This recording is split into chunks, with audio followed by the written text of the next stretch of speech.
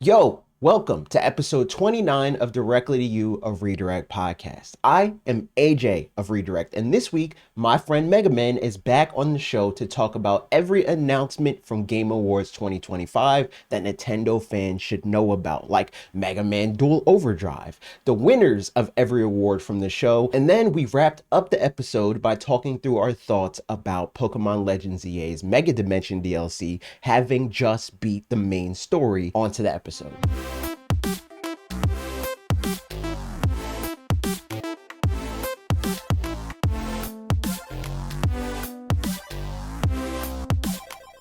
Okay, so Game Awards, they happened. They were a thing.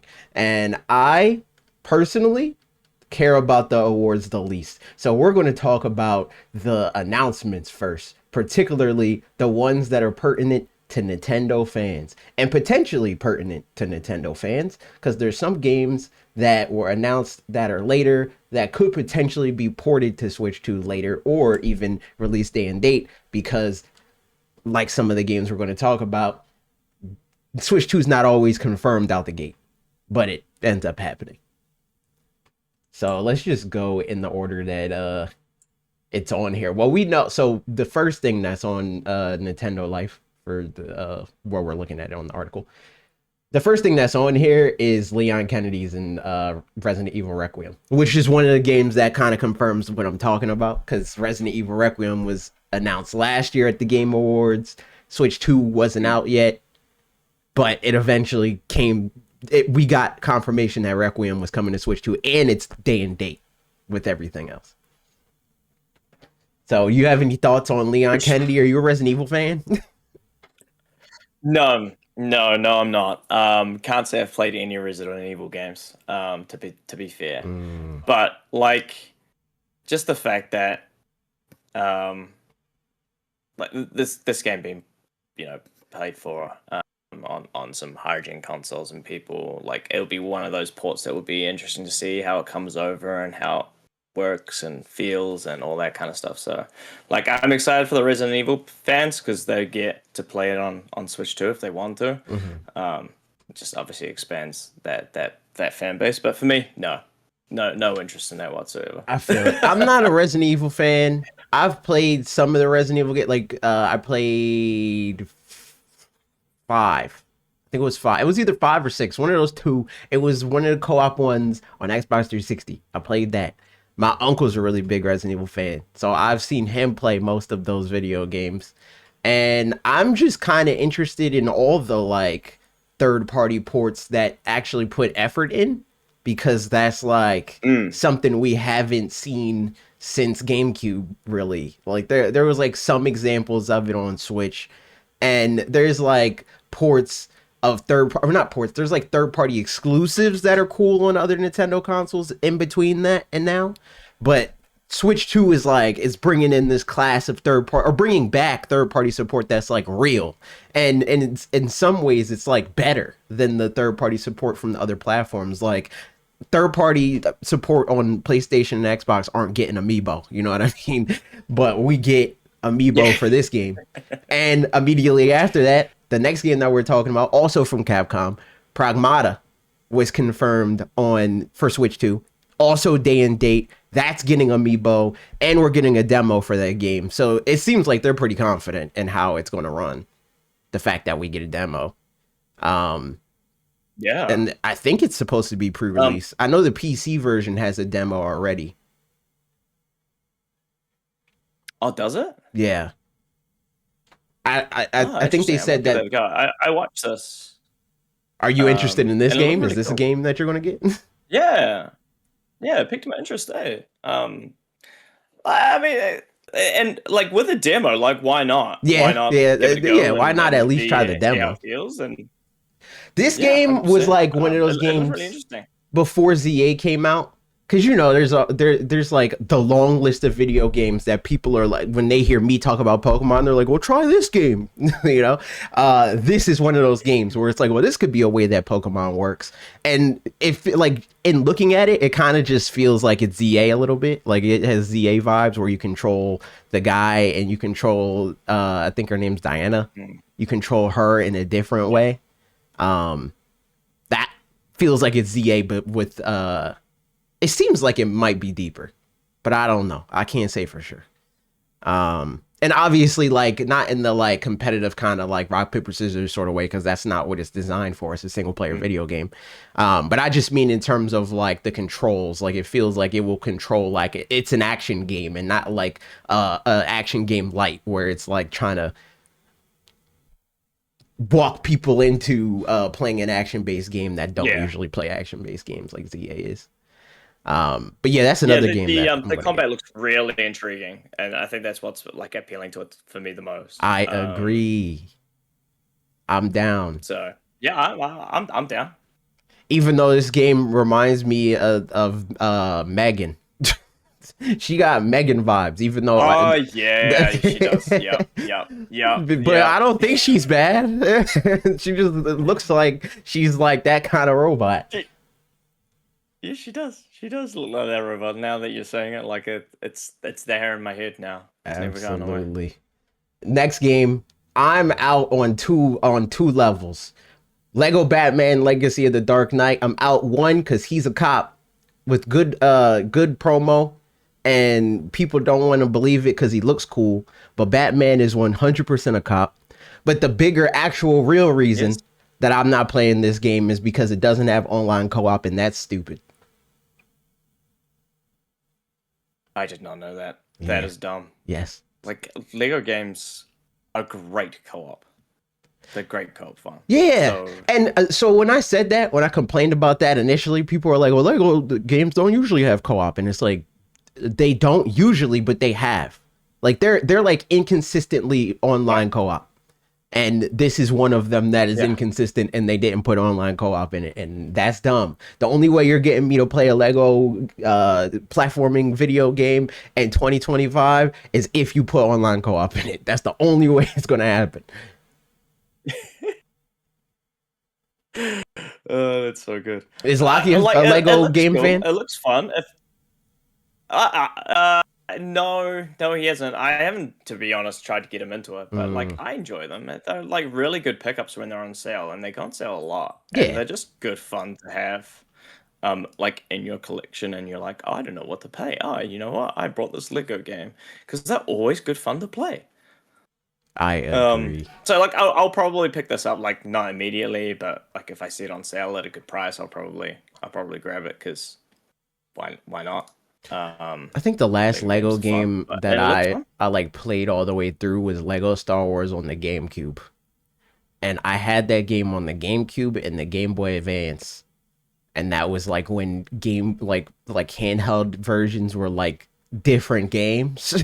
You know, like it's like one version was on the home console and the other version was just like, this is like the Elseworld version of the video game. Other than that, like I've had like, when I got my Xbox 360, that was bundled with Lego Indiana Jones, I think. Never touched it.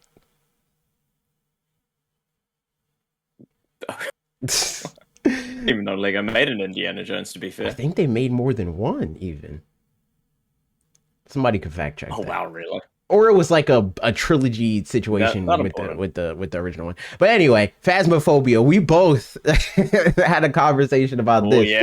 So I saw this game was announced, and immediately my first thought was like, I gotta play this with Sailor because I don't know anything about this game other than the fact that she plays this video game. So we're both locked in. So we're gonna play Phasmophobia. Yeah. So I have actually played this game. Mm-hmm. So I have had experience with Phasmophobia. Okay. Do you like it? Is it Sailor? Yeah, like it is actually a good game. I quite enjoyed playing with her. It is a very fun co-op game. It'll be really interesting to see, like, did they announce mouse mode? Or did they just show that it's coming to Switch? Let me click it. It did. I remember watching the trailer, but I don't think they actually mentioned it at all. Because this game would be awesome with mouse mode. Because Sailor always makes fun of me because I like playing this game with a controller, but mainly the 8-bit Pro because I was going to ask, does this game have good controller controls? For me, yes, because I hate mouse and keyboard. Same. So for me, it just naturally feels better than mouse and keyboard. Okay. But I think like kind of what you were talking to with Fried Biscuits about in last week's DTY, Hmm. like the feeling of mouse mode plus the controller, you're kind of getting the best of both worlds. And I Right. think Faz on Switch 2 could be there for I'm going to put both of us in this bucket, but us. Yeah, I agree. I like mouse mode a lot. That's how I'm playing Metroid Prime 4, even though I'm begrudgingly playing Metroid Prime 4 at this point. Um, I like mouse mode. But it seems like like Capcom, they said that they didn't use mouse mode in Resident Evil because it's like there's some sort of performance issue with that. I don't know if it's like a Interesting. DLSS kind of situation where like implementing it is taxing on the hardware in some way, or Mm. maybe it's just like how like what the capabilities of mouse mode are not good enough or something. I don't know what it is. I'd have to look deeper if they specified why they don't like mouse mode.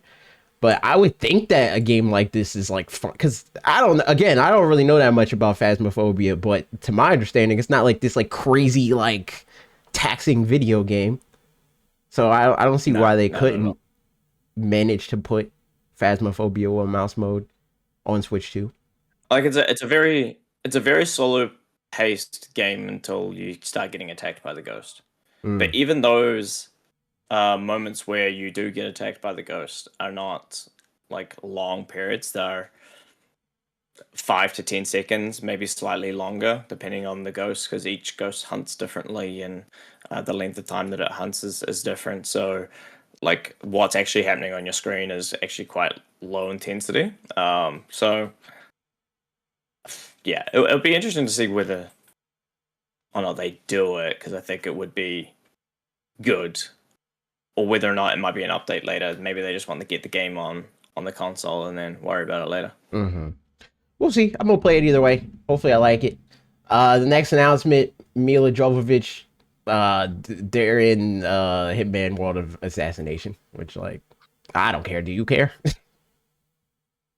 No, but yay, I guess. Yay for the people that care. We got a new trailer Yeah, for yeah. 007 First Light, also developed by the same team. Well, I don't know if it's the same team, but like the same studio. Lenny Kravitz is in the video game. This is another game that I'm interested in purely for the fact that it's like a well supported third party video game. And again, that's a new thing. So I'm gonna check this out. This trailer didn't really move the needle for me one way or the other because I'm already there, Nope. and Neither. you know it was like, Yeah. I don't really need to be sold any further than that. Next game, South of Midnight. Oh, are you getting it? Are you a Cool. 007 fan? I do like James Bond. Okay. Most James Bond, no, English. Most James Bond games have been very hit or miss for me. Okay. Um, Are but you like one of this those looks good. golden eye heathens that thinks that game's good? Yeah, that game is great. Sorry. Game sucks. I'm sorry. It is a fantastic game. When that came to Switch, I was just like, I'm playing the crap out of that. And I think I've played both remakes of it as well. Are the remakes like actually good? Like, do they control well, or is one of those things that's like it I feels mean, like they the original control a lot game? more like modern video games. Like, yeah, they control a lot more like proper shooter games. Okay. And they were redone. I haven't played them. I haven't played them in years, but when they came out, I definitely played them. I remember And playing them. how long did you play GoldenEye when it came on NSO? Was it like you played it when it dropped and then never touched it again? Or do you actually like did you play it? I finished it. Okay. Fair enough. Fair enough. Yeah, yeah, yeah. So, I mean, yeah, the controls are terrible. The controls do not hold up very well. But they are still fun games. I still really enjoyed them. Fair enough. I disagree. Next video That's game. fine. I appreciate like for the time, like I have so many good memories of GoldenEye just because I played a lot with my brothers. Like, Mhm. and For the record, same. like My back then, brother saw that video yeah, game got announced, and he's like, "Yeah, it's cool." Blah blah blah. And I'm just like, I'm not yeah, playing that game in 2025. I'm super good off that. When I was a 5-year-old or whatever, cool. But we have better technology now. I'm good. we do, we do. Like like when I replayed it, I was like, yeah, this is definitely hard to play, and it took ages to kind of get used to playing it and retraining your brain how to play it. But I still had fun. It was more it is nostalgia for me more than anything else. Mhm. So and I'm on part. Like it is not a good game, but it is a good game in my heart, and that's all that matters. So it's a bad game, but you like it, which is fair. At least I can admit at least I can admit that it's not a good game. Yeah, yeah, yeah, yeah. That's all I want from people. It's like you could like bad things. I like Pokemon Yellow. Game sucks. It's a bad game, but I like it. Xbox is bringing South of Midnight to Switch 2 in 2026. I don't want to give Xbox money, but like Compulsion, like it's not them, and it's not on Xbox's platform. So I feel better about this because I do like South at Midnight and I wanted to finish that. But how I was playing it was Game Pass, and again, I don't want to directly give Xbox money if I can help that. So I will be playing it on Switch Yeah. too. I think this game is really cool. What is it? South of Midnight. It's Yeah. like Southern Gothic folklore action platformer kind of situation. It's like Yeah, that sounds real cool. like it's a very good get. Like it came out at the perfect time because it was like around when Sinners came out. They got similar vibes and like mythology Yeah. that's attached to them. So it's like a very good, like, you know how like when something big comes out, it's like, well, if you like this, check out these other things. It's one of those. It's like if you like Yeah. Sinners, play South of Midnight. That's what that is. It's like play South of Midnight if you like Sinners, and if you haven't seen Sinners, see Sinners and then play South of Midnight, or play South of Midnight and then play Sinners, or watch Sinners. Both good. I like them. Yeah. They're cool, and I'm interested in playing it on Switch too. Apparently, this game runs terribly on Steam Deck because I told Trev to get this game, and he got it on Steam Deck, and it ran terribly. But I think that they don't game developers don't optimize for Steam Deck 9 times out of 10, and even when they do, 8 times out of those 9, they'll optimize for Steam Deck, and it's like to the standards of like how PC gamers play video games. It's like they expect some level of jank or some level of like having a super tinker to get the game to run You the have way to that they wanted fiddle. to, Yeah. and Yeah. nah. Like I'm not that, and I know Trev isn't really like that either. So like you could probably tinker to get South of Midnight to run well on Steam Deck, but I would assume that he was just like, nope, I'm out, which is fair. But I think that Switch 2 is gonna be able to run the game a lot better. Next video game, Orbitals. This is a co-op anime action game thing. I'm gonna play it with Colton. I'm down. I like the art style. Looks pretty cool. Did That sounds really cool. I was Yeah. just rewatching the trailer again, because I remember like I watched most of the trailers when they came out, and I was like, wait, what one was this one? And I was like, oh yeah, the art style on this is really cool. Um, I just don't have time to play like co-op games like this, so which is really unfortunate because I think like a lot of these games I'd actually really enjoy playing, I wonder how but long this because my game will time is very be. limited. Cause it's like Yeah, well, that's it gives me like It Takes Two kind of like that's what it is. It's like anime It Takes Two, A Way Out. yeah. Those games aren't usually that long. They're like 6 hours. So I don't know. I know, but when you got to sit down and play it with someone and you're like only got 45 minutes, what can you really do in 45 minutes? Kind of thing. You could get through a chapter in 45 minutes, man. You and Lee could play the Maybe video maybe, game, maybe bro. I'm being hard on myself. But it looks fun. It looks great. So I'm excited to watch you and Colton play it. Yeah, I'm sure me and Colton will absolutely play this video game. That's our bop. Even though we play everything co-op now, like we're doing the Pokemon thing, that's not a co-op game. But I mean, well, Scarlet and Violet is a little bit kinda. But Yeah. most of the Pokemon games that we played through are not, and we made it work. So I'm sure we'll definitely play this. Yeah. And then on that same line of thought, Out of Words, Another also one. co-op adventure video game. So yeah, I'm absolutely going to be playing this as well. But this one's a platformer. It's more platformer vibes. So me and Colton, matter of fact, when we were watching the Game Awards, I'm pretty sure both of these games were like, "Yep, we're getting it." As soon as we saw co-op, we like agreed to play the video game co-op. And Another cool art style as well. agreed. Even though this again reminds me of the talk that I had with around when they announced, or it was like, I think they announced the stuff with like the Wallace and Gromit studio Pokemon when they were doing the animation movie project Oh yeah. thing. And I was on the Hidden Power podcast, and this topic came up that some people are like turned off, but like it creeps them out. Like stop motion animation is like an aversion, like they're like averse to it. So I guess this game creeps some people out. I didn't know that was like a phobia. I didn't know people didn't like stop motion animation. I didn't know, but I can see it. Like it is sometimes unnerving to look at. So like depending on the context that it's put in, I could see it putting people off.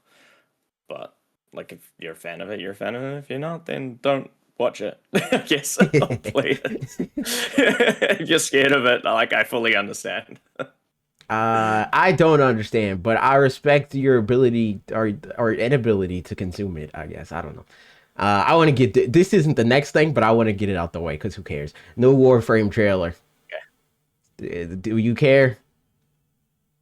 I played Warframe when like Bob played it once Same. for an ad or something. Yeah, we played it on stream. That's right. Like, yep, it was a cool game. Like, It was fine. fun, but I didn't realize that it was still getting updates. So yeah, that's one of those games that like that's like at least like 200,000 people's like only game they play. And then there's like, you know, a few 100,000 or even maybe even million people that play it like frequently enough. You know what I mean? Yes, it is like a smaller Fortnite. It's like it's Destiny. It's free Destiny. So, with samurais and whatnot. I do not care about that game, so I will not be playing it unless I don't know. Maybe somebody votes me in. If a friend is like, "Yo, let's play it," I'll try it. But me independently, I have no interest. All that said, I'm actually intrigued to see how it will run on Switch too. It's already on Switch. Like it's on the original Switch, and they're making a Switch 2 version. Yeah. Oh, have they not yet? Yeah, no, it's not. I think, matter of fact, I think maybe they patched it since then, but I think Warframe was one of the games that like just outright didn't work on Switch 2, like the Switch 1 version. Like, you know, because like Switch backward compatibility is not real backward compatibility. They have like an emulation layer, and the emulation layer like breaks some games. And I think Warframe was one of the games that it broke. They might have fixed it, but I think that instead of them fixing it, this is like what they wanted to do instead, where it's like, we're just going to make a Switch 2 version. We're not going to fix the backward compatibility aspect of it. All that said, the meme reason why you're here, Mega Man is coming back. Yeah. It's back. Mega Man 12, but it's not called that. So good. It's called Dole Override. It looks so good too. I don't think I ever seen you actually play Mega Man. I only seen you play Mega Man in Super Smash Brothers, and that's it. I mean, my love for Mega Man comes from Mega Man, series, right? Yeah. Because every time I've played like a normal standard Mega Man game, I am terrible at them. I do like Zero though. I like Mega Man X. And the newer Mega Man, like Mega Man 11 was like this weird fusion of the two. It doesn't go far enough. I hope that this one goes farther, and the like movement mechanics and like how it feels to play. But I like Mega Man. Yeah. I'm down. I do too. I'm terrible at the games. Like I will admit that. And so, like, I will probably pick this up and I'll have a terrible time with it, but I'll enjoy having a terrible time with it because it's Mega Man and I like the character. So, Have you seen any of the like, speculation? I will be picking this up. Have you seen any speculation about this game where it's like people are talking Tell about me. like why the game's called Dual Override? Well, first of all, people are like Dual Override has 12 characters, so it's Mega Man 12, but they didn't say the number. But on top of that, the speculation is that this game will have multiple playable characters, and it's probably going to be Proto Man, at least. Oh, I'm down. And now that I look at it, the framing of this thumbnail kind of looks like another character fits right next to Mega Man. Yeah. Yeah. Like on his left side, I could see that. Yeah. But yeah. On top of that, it's also like there's like that dual, like that override mode or whatever in Mega Man 11. So that could be like maybe they're like iterating on that ability in this video game. The only thing that makes me mad about this announcement is that it's 2027, which is stupid. I want developers so badly to stop announcing games more than 8 months out. I'll give you a year for two games. You can announce 2 video games. They went like first quarter 2027. Fine. Nah, I'm okay man. With that. I'm over it. We're near the end of 25. It's close to a year. Like that's fine. That's too far. But 2027 could be December 2027. Yeah, that's whack. Because all it means is we're going to see this game even more. That would be like Mario playing. Mm-hmm. You know what? You know what's bad about that, Nate? When I first met Mega Man, he didn't even play Mega Man. I had to bully him into playing Mega Man. And then when Min Min came out, he stopped playing Mega Man again. I like Min Min. What's wrong with that? Nothing's wrong with that. I like Min Min too, but it's crazy that your name is Mega Man and you don't play the character and you don't play the video game. That's nuts. Well, when I do go back and play the video game, do you know what character I go back to? Which video game? Super Smash Brothers or Mega Man? Yeah, Smash. Go back to Mega Man. Okay. It's comfort pick now. Fair enough. There you go. Fair enough. Comfort pick. But I'm not allowed to bully Mega. I didn't say that. I just pointed out the fact that you're the resident RP for Mega Man. That's the 2 things can be true. You're his RP, but I didn't say it's not fine. Anyways, this game looks good. I like the art style. People are like saying it's like this doesn't even look like a next gen version of Mega Man. It look like Mega Man 11. That's cap. Mega Man's model looks a lot better than his model did in Mega Man 11. And the background's looking more detailed. That's very pretty. I quite like it. Yeah, I like the art style of this game. And also, because again, the game doesn't come out for at least a year. So it's probably going to look entirely different next time we see it. Yep, probably. So that's all the stuff that we know for sure is coming to Switch 2. They also showed the Mario Galaxy trailer and then the Street Fighter live action trailer, which had freaking Andrew Schultz there, and I hate that. Stop putting Andrew Schultz in there. He's a bad guy. Yeah. Yeah, that's an interesting pick. Most of the other cast is good, though. Yeah, I also don't know why 50 Cent's in that movie. That movie's ridiculous. Like that's a silly, goofy movie. But I think that's what they're going for. Like, I don't think they're going for a movie that's good. I think they're going for like a campy, like it's so bad it's good kind of thing. Like, I think they want the movie original to be Street Fighter style. Yes. Movie. Exactly. Idea. Because that movie is bad, but it's good, and it's bad, but it's good. Exactly. And that's what they're going for here. Even though I don't think that was like their goal then. I think they just didn't care then. But now that they understand that people have that like feeling for the original one where it's like it's so bad it's good, they're like, oh, let's just do that again. So. And so I did watch the original Mortal Kombat movies. Hold on, sorry, I'm getting a phone call and now I can't hear. And that's not good. Oh no. Why has It disconnected. Did that far. It's a cringe Oh, there, 90s I'm one. back. There we go. Welcome back. Yeah, I was saying that I watched the original Mortal Kombat movies.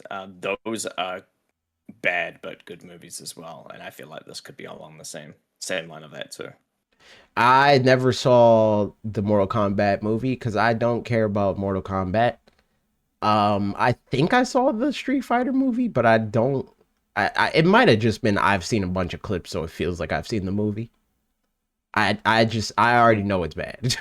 I do understand that, but like I get why people like it because it's ridiculous. It's bad. That's what this movie's going to be, though. It's ridiculous, and Yeah. people are going to think it's good because of that. Next game that we don't know for sure is coming to Switch 2, but there is a possibility. Ace Combat 8, Wings of Thieves. Have you ever played Ace Combat? No. Me neither. No. I've always liked the idea of like flying fighting pilot games, but every time that I've picked one up, I have been terrible at them. And Does so I've this never include enjoyed them. Star Fox? I've never played Star Fox, but I'll probably add that to the list. It's kind of like one of those things where I'm like I like playing Flight Simulator. Mm. I like the idea of playing Flight Simulator because I like the idea of flying a plane, but I'm always terrible at flying the plane. So it's never as enjoyable, but I enjoy like watching people who are good at the game. So I don't understand how. um, What are the mechanics of this? How do you be bad at flying a plane in a video game? What's the problem? What do you have to do? I just can never get it leveled out properly. I can never fly it properly. I always crash randomly. Like it's a whole thing, man. What do you have? It's not just moving the analog stick? What else do you got to do? I can't tell you, man. Wish I knew, or else I'll be better at playing these video Yeah, games. I I'm not. haven't played them. But I was going to see again. I was gonna try Microsoft Flight Simulator, but then they started enabling a genocide. So I was like, all right, well, can't do that. Yeah. Rip. Control Resonant. Can't do that. I never played the first Control. Have you played Control? I know people like this game. No, This is another I game that actually if don't it does come to know. Switch 2, I'm down. But I didn't play the first one, so if it doesn't, I don't think I'm gonna play this. I remember watching a lot of people play Control. Mhm. I didn't think it was a game for me, but it looked like a good game. Um, so I could see this coming to Switch. Same. Like, it does look like some of the games that have been announced in the past that would end up going like, it's coming to Switch too, and like a Nintendo Direct or something midway through next year, kind of thing. Right. So I could absolutely see it for sure. This one is a game that I'm kind of I mean the next two, I guess technically. Actually, hold on. This is an EA game, right? Star Wars Fate of the Old Republic. This is the EA game, correct? yes, I'm pretty sure this is the EA game. This being an EA game has me be like, maybe not. Maybe it doesn't come to Switch 2. But I mean, they brought Madden. It's like a half-assed version of Madden, in my opinion. I think so. A lot of people that are playing it that like actively like Madden and they just have Switch 2s, I hear that they like it, but it's not as good of a version of the game because like it's 30 FPS, it's 60 FPS, it's not crossplay like every other platform is crossplay. I feel like that is enough for them to like probably not bring this game to Switch 2. But it I doesn't look like it is an EA game. I was just did some so it's not googling, and EA. it doesn't. Who's publishing this game? It says developed by Arkanaut Studios in collaboration with Lucasfilm Games. I thought Lucasfilm Games was dead, so I guess it's a Lucasfilm Games game. Then maybe it will come to Switch 2. I'm down. I like Star Wars with laser sword, and there's laser swords in this, so I'm down. I'll probably pick it up. Now, I heard something that this game is not going to come out to about 2030. Yeah, so the director of the game said that that's cap. They said it's going to come out before 2030, but I can see, like, it's gonna come out, 2029. You know what I mean? Like, this game, it's not even a 2027 game. I think whenever they don't even say the year, that game is liable to take 5+ years to come out. Yeah, I mean, it looks great. But From does a it? cinematic, We don't actually know that because this is just a CG trailer, so we don't know what the game looks yeah, I mean, like. from the trailer, it looks great. Yeah. But whether or not it actually turns out to be is a different story. But they've got a few good baselines with like the most recent Star Wars games. What are they? The like the Dark Soulsy. Oh, Uh, fall, not Fallen Order. Yeah, no, Survive. Yeah, it's for Survive and Fallen Order, right? That's what it is, I yeah, I think. think so. Yeah, Yeah, I played the first one of that. I liked the first game. I didn't play the second one just because timing was bad. yeah. Fallen Order and Survive. Yeah. That they were good games. So like, if they can just make them many similar to that and just build upon that, they'll be great I games. don't think it's anything like that. So I think that this is like action RPG. Like I think the appeal to this game is that like or to the like to the old Republic video games is the kind of appeal to like Baldur's Gate where it's like, yo, yeah, I'm on the dark side, and it's because I went to this village and I killed this sheep there, or the sheep alien, and now everybody there hates me because I make evil decisions. I'm a renegade or whatever, hey, right? leave the sheep alone. I'm The just sheep saying never that's did what anything to people you. do. It's like in Skyrim where people stole somebody's chicken and then that village hates you for life. It's beef till death. That's why I think that that's generally the appeal to this game. Is it's one of those first RPGs that like it feels like your decisions matter, and I think that that's probably a skid that they're going to steer into, which is I'm down if it actually is meaningful and it actually matters. I have my doubts. I think a lot of times, even with the more modern games, it's just more complex webs that all funnel into the same place. But Yeah. we'll see. We'll see that. We'll see in 2029, December 2029 or whatever. And I don't know, maybe it does come out 2027 or even I don't think it's next year because the studio and the reason why people are saying that it's not coming out till 2030 is because the studio was founded in like July of this year. So that game is Wow. not coming out anytime soon.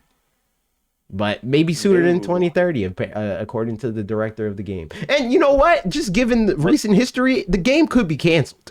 We don't know if this game will ever get finished, True. True. which is What's the another bid will reason come out why. before GTA 6? Yeah, it definitely will come out before GTA 6. I mean, GTA 6 will definitely come out before that. GTA 6 is coming out.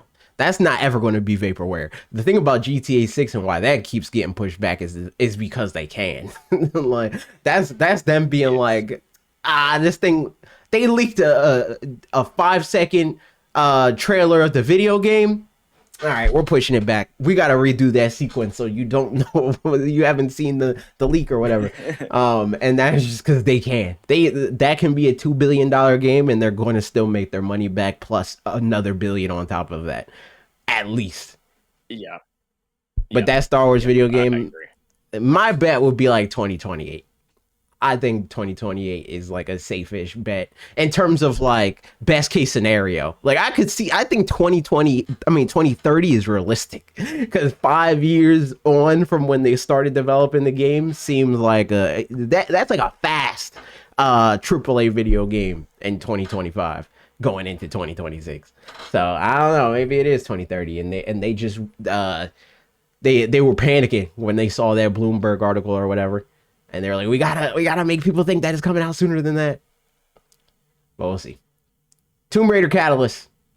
That's another video game. It's new team. I don't like the order that they announced this in. Cause we got Tomb Raider Legacy of Atlantis, which is a remake. And then we got Tomb Raider Catalyst, which is a new Tomb Raider game. I don't understand why they didn't announce the remake first and then announce the new video game. But Yeah, that's that makes more logical sense. I agree. Cause like just in terms of marketing, It's like it ramps up. It's like, oh, cool. I like this game a lot when I was a kid, and now it's prettier and it's on new consoles. That's pretty cool. And then they're like, but we got more, a new game, and that's coming out the year after that. You know what I mean? Instead of being like 2027 video game, here it is, and then 2026 video game, but it's an older game. You know, it's like you're talking people down instead of up, which I think is not a good idea or the best idea. It's like not actively a bad one because you get the information out either way. But anyway, are you a Tomb Raider fan? Do you like Tomb Raider? Have you played any of the new Tomb Raiders? No, I haven't actually. Um, the it's the same concept as like what's the other archaeologist? The I was gonna Indiana say Jones Outlast. Uncharted. Uh, Uncharted, yeah, Mhm. Uncharted. Like they look like games I'd probably enjoy, but I've just never ended up picking them up. Um, Although my friend has told me that I could take Uncharted quite a few times, and I'm like, yeah, I'll get to that. It's like me playing Spider Man. Yeah, I've played I through the still first gotta one. finish I gotta play the Spider-Man. second one now. Spider-Man 2. Port that to Switch. Yeah. That's never gonna happen. Put that to Switch, yes. I would 100%. absolutely play it on. But the both of Switch these too. games, like, I don't see any reason why they can't come to Switch. Yeah, I think don't. Did they not already confirm? I think one of them is confirmed for Switch too, but I could be wrong. Oh no. So I think that we're definitely going to get at least the remake on Switch too. Catalyst, I don't know. We'll see. But I played. Yeah, this does look pretty. I played the reboot of Tomb Raider on Xbox One, I think, and that's cool. And that got ported to Switch too. And there's something that we might talk about later. And so who knows? Maybe that's that. Like that coming to Switch 2 was them like testing out for this game or these games. So we'll see. TBD on that. But now we could talk about the awards, I guess. We will speed run the award winners. Speedrun. The Game Awards 2025 awards. I don't know. Do people, I'm curious. People in the comment section and/or in the chat, when you watched the Game Awards, did you care about the awards or were you watching for the announcements? Because I always watch for the announcements. I don't care about the awards at all. I am exclusively watching for the awards. I mean, for the announcements. How do you feel, Mega Man? Did you watch the Game Awards? It's Announcements. No, I just wait for the announcements to get uploaded to YouTube and then watch them. So Because, that's commitment to the bit. like, yeah, 100%. Like for me, like the games that normally get like winners or even like, for example, the best adaptation winner Mhm, is like the being The Last of Us season 2. Spoiler. mhm. Like that makes no sense. Like I feel like some of these is just more around popularity or just the way that they've been talked about more than like the actual product themselves. The way I see it, Uh, it's a trade show. It's like yeah, these opinions are from people that are games journalists, and that's pretty Yeah. much it. Like there's voting, obviously, but the people that vote, the votes are like the voting aspect of it are weighted lower than the games journalist crowd's votes, and their opinions tend to be pretty homogenous. So like the types of games that they like are very similar, and that makes the games that end up getting nominated for these sorts of things also very homogenous and not a reflection of like how good the games are or even how the majority of people are.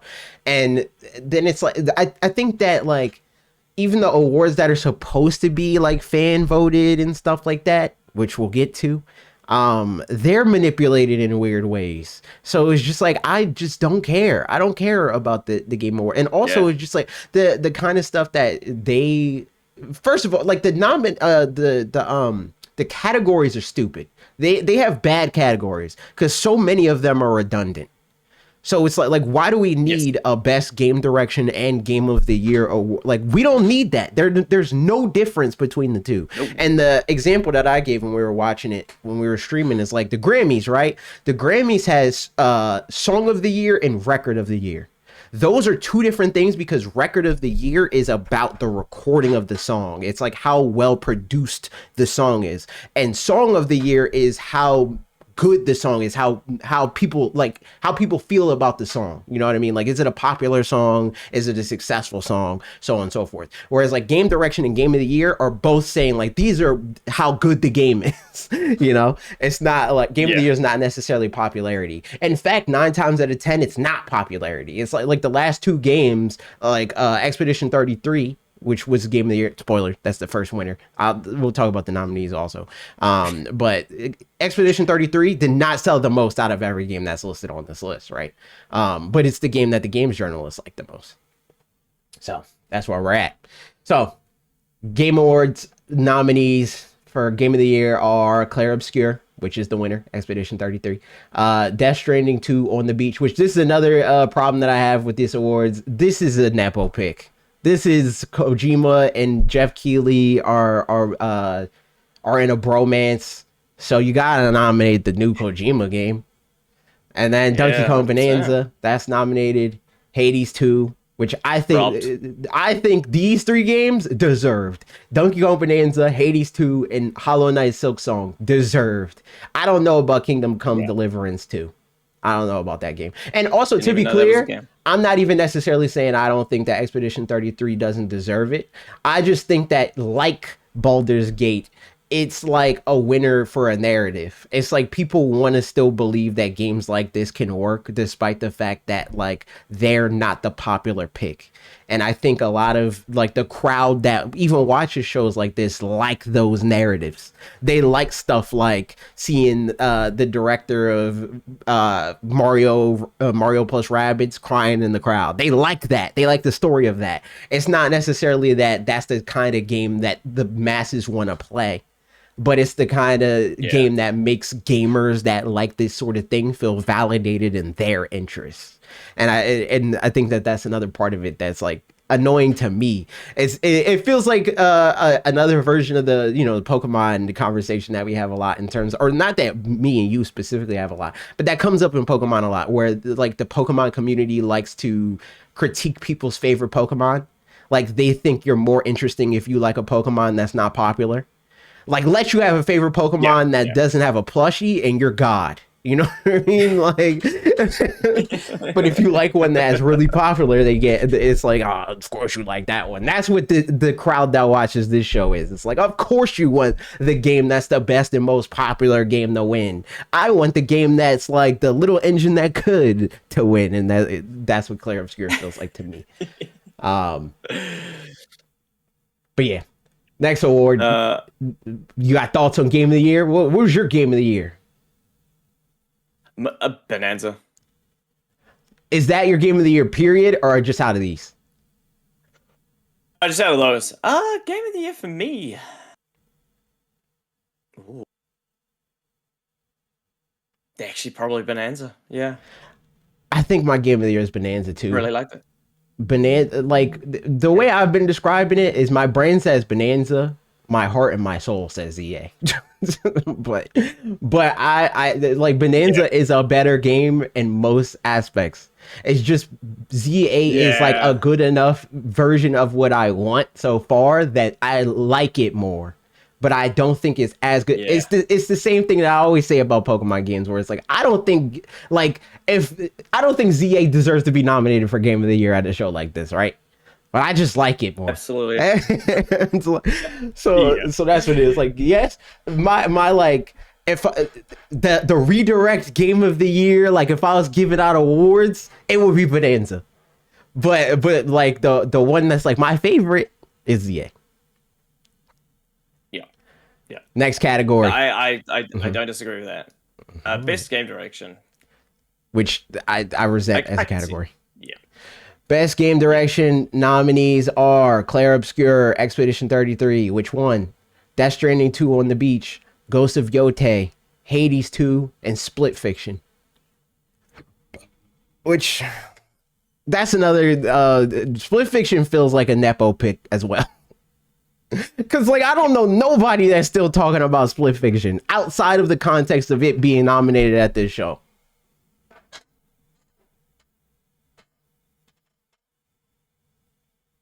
Next category. Yeah, next category. I've got nothing to say. I'm not going in a big rant. This one is a rant as well. Best adaptation. What's your pick for this? I didn't want to ask for best game direction because I feel like it's redundant, and also I think it's stupid that like for best game direction, Donkey Kong Bonanza wasn't nominated, and also Silk Song. I think that's stupid. Doesn't make any sense. Now, out of the 5, I have only seen 3 of them. That's more than me. Splinter Cell, Minecraft, and The Last of Us Season 2. So I can't comment on Devil May Cry and All Run Until Dawn. But out of the 3 that I've watched, I personally think the Minecraft movie was better than The Last of Us Season 2. That's hilarious. I haven't seen any of these. I know. So I have no opinion other than the fact that I resent the fact that The Last of Us won because it's Zionist propaganda. I'm dead ass. But also like it is what it is, I guess. Industry darling and all that. I think they did a great job with the Minecraft movie.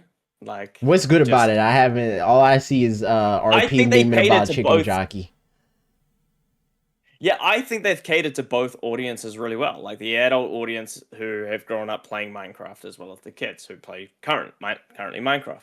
So like when I went and took Lockie to the Minecraft movie, like there was bits in there that I really enjoyed, and there was bits in there that he really enjoyed, and there's bits that we really enjoyed together. And we've watched it quite a few times at home as well.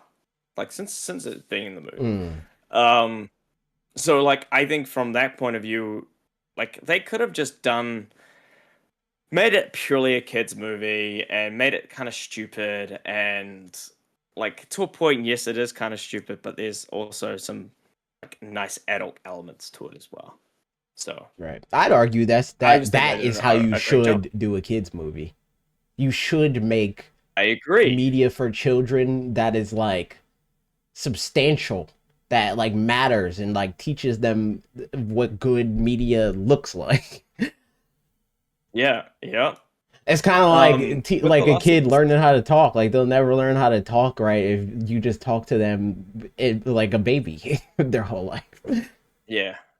With The Last of Us Season 2, like, yeah, they did a good job of it, but I think The Last of Us it's just basically already a movie. It's you're barely adapting anything. Yes. And the game tells the story really well.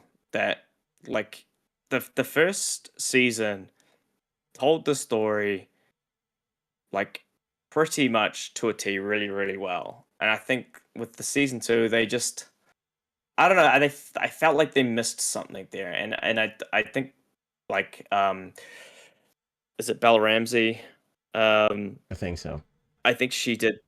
Yeah, I don't know. She just wasn't good. Damn. I thought her performance in season 1 was really like it was good, but I didn't think it was that good in season 2. I found her a little annoying.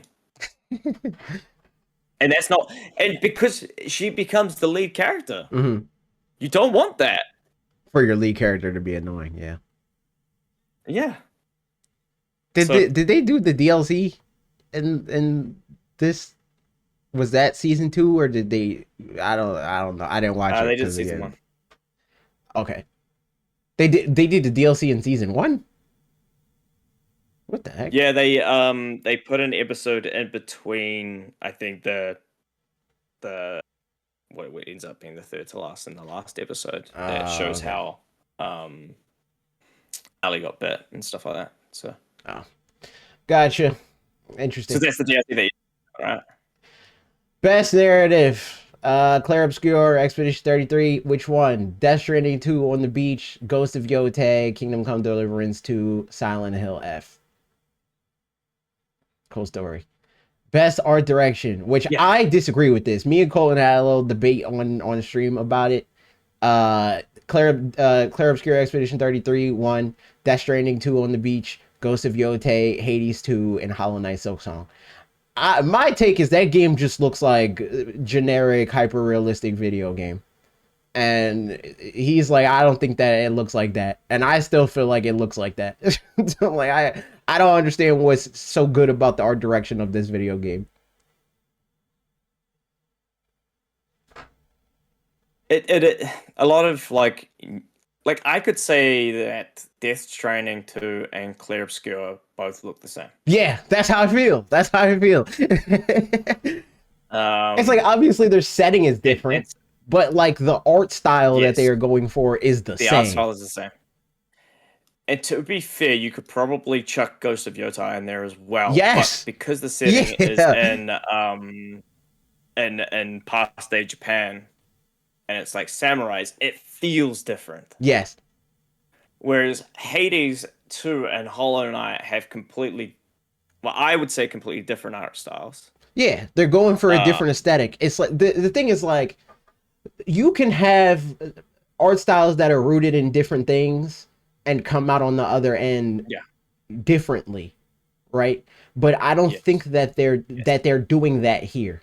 I think that all three of those games are like not literally, because they're not all developed in this engine, but they give me like Unreal Engine 5 highlight reel, you know what I mean? Or it's like, look at how we use our particle effects, isn't that cool? Look at the character's hair. That's what these games, the vibe that they give me.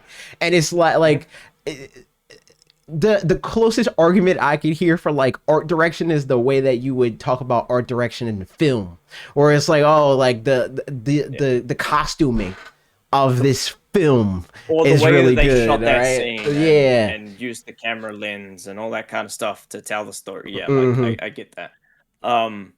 It like the game, does the game look good? Yes, it does. Yes, like, you can't disagree that the game doesn't look good, and like how it looks while like in battles and all that stuff. It looks great, but you can say the same thing about Death Stranding too. The elements of them look exactly the same because they're running the same. Are they in the same? No, engine? they're not in the same engine. Pretty sure that. Death Stranding 2 is in I forgot what it's called. It's an in-house thing. Well, it's not technically. It's like a shared engine. I think it's called the Decima engine or something like that. It's the same engine that Horizon Zero Dawn was made on. Those Guerrilla Games, Guerrilla Studios, one of those two things, Guerrilla and Kojima Productions, they like handed that engine back and forth and like iterated on it together. I think Expedition 33 might be Unreal Engine, but I could be wrong about that. Somebody correct me in the comments, I guess, or in chat if you got it. But yeah, no, I don't agree. I don't think the game looks bad, but I don't think I mean, to be fair, I think there's not really a lot of nominees in this show that really pushes the industry forward in any real way. I think a lot of these games are kind of like, we did this before, but it is what it is. And I like, not even because I think that that's a lot of the argument with like why they don't put Donkey Kong Bonanza in best game direction, because it's like it's just a 3D platformer, and I call cap because I made 2 whole videos about what I think that Donkey Kong Bonanza specifically does that separates it as a game, period, let alone as a 3D platformer. And I do want to play Claire Obscure Expedition 33 to see like if there is anything like that, because I think that people go to bat for these games that are like industry darlings, and they try to convince everyone that they like. It happened with Elden Ring, where everyone was like, Elden Ring is the next like big game story since Breath of the Wild. It's the next Breath of the Wild. And then it's like, nobody, when I asked them why, nobody can explain to me why Elden Ring is like a Breath of the Wild level experience. Nobody. So I feel like that's where I'm at with this game, where nobody can really explain to me why this game is like so beloved, other than like them really liking these kinds of games and this pushing those kinds of games forward, not like it coming up with any ideas that are applicable outside of it. Whereas I think a game like Breath of the Wild or Bonanza does. my understanding of why people like it, and that kind of leads on to the next award anyway, with the best score in music, is that the music in and behind the storytelling is really good, and the story is really good, and then the battle sequence is also really good, and like, cool, like that makes a lot of sense. But I think a lot of games also do that really well. So Yeah. what makes this stand out to other games that do Because something very similar? like, so I see people talking about that, and that's kind of, I don't know. I guess it's just my expectations for games that people talk about, like that, like the fact that this game won 9 awards. It's the most that any game has ever won at the Game Awards, right? That kind of like haul of awards to me, 9. that should mean that it changed something. You know what I mean? Like, games won't be the same anymore after this. You know, like when Breath of the Wild came out, when Grand Theft Auto came out, even, you know, like Grand Theft Auto 3, I guess, when Call of Duty Modern Warfare came out, like, games weren't the same after that. Things changed. Halo, Yeah. Mario 64, things changed. I don't think Clair Obscur is changing anything in the industry broadly. There's going to be some specific like JRPGs that take cues from it, but like the industry broadly changes when a game that is like this big of a deal comes out. Games haven't stopped trying to be Breath of the Wild since Breath of the Wild came out. You know what I mean? So like a game like this, where, and before it, Elden Ring coming out, I don't see it. That's not to say that the games aren't good, but I just don't think that they're groundbreaking in the same way. And I want to play Clair Obscur to confirm, and I'm definitely going to play Elden Ring to confirm. But I've seen people play Elden Ring in particular, and I know for a fact now that it's like, nah, it wasn't that. It's not that. It's a good game. I can confirm that. Ring. You said you hate it. It's just not much. Yeah, man, you just don't like that, that style of game, which is fair. No, it's not for me. That's valid. It's not for me. That's valid. But yeah, you brought it up. Next category: best score in music. Hollow Knight, Silk Song, Hades 2, Clair Obscur, Expedition 33. Which one? Ghost of Yotei, Death Stranding 2 on the Beach. I don't have strong opinions about this. Neither. I only heard the songs that they played at the Game Awards, and they're decent. But also, I'm not big on video game scores. I talk about this a lot. I just don't. They don't move me like they move a lot of gamers, I guess. Best audio design. This hit me from left field. Battlefield 6. Which one? What does that even mean? I don't know. So my understanding of it, of audio design, is generally like horror games have really good audio design, because if they don't, then they're not scary. You know what I mean? It's like how the audio in the game enables the gameplay. And I don't know how Battlefield 6's audio enables the gameplay. Like, maybe it's like they got really good footsteps. Like, I felt like the guy was right behind me, and he was. Like, maybe it's something like that. I don't know. But that's my understanding of it, of like the technical side of like, and the like the diegetic nature of it all. So like, yeah, so I just Googled it, and it says that it's creating an immersive, emotionally resonant, and technically excellent soundscape for a project. Yeah. By expertly blending dialogue, sound effects, music, and ambience to make the sounds feel real, purposeful, and impactful, enhancing the overall story and experience. So yeah, Battlefield 6. What?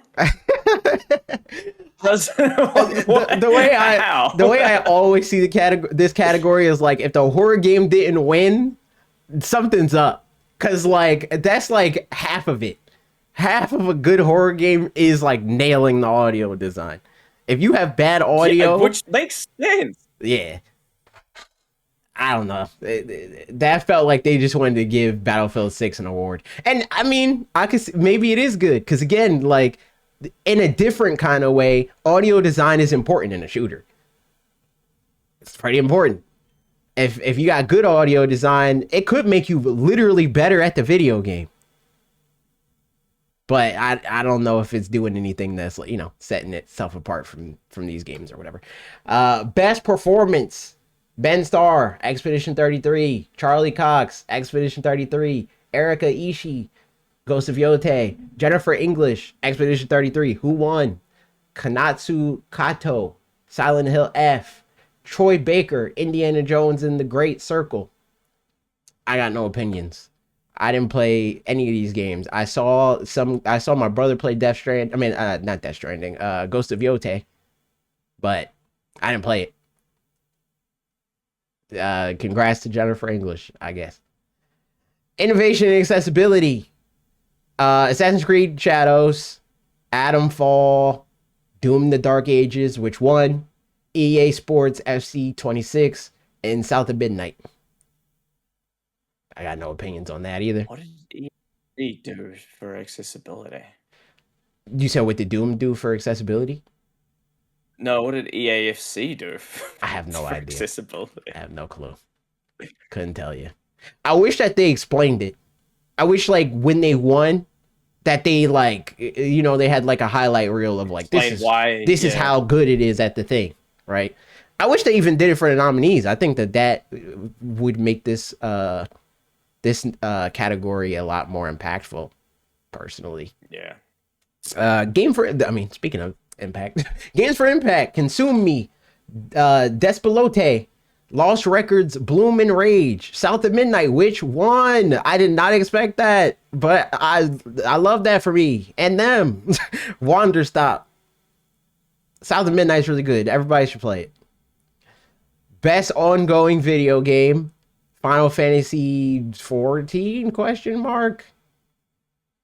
Yeah, it's 14. Right. Fortnite, Helldivers 2, Marvel Rivals, and No Man's Sky, which won. I feel like this award was created for No Man's Sky. But also, these two, this feels like like Game of the Year, Best Game Direction situation, because the immediate next category, Best Community Support. Baldur's Gate 3, which won. Final Fantasy 14, Fortnite, Helldivers 2, and No Man's Sky. It's like, if you have the best ongoing support, how do you not have the best community support? And vice versa. I don't think that makes sense. Yeah. Like,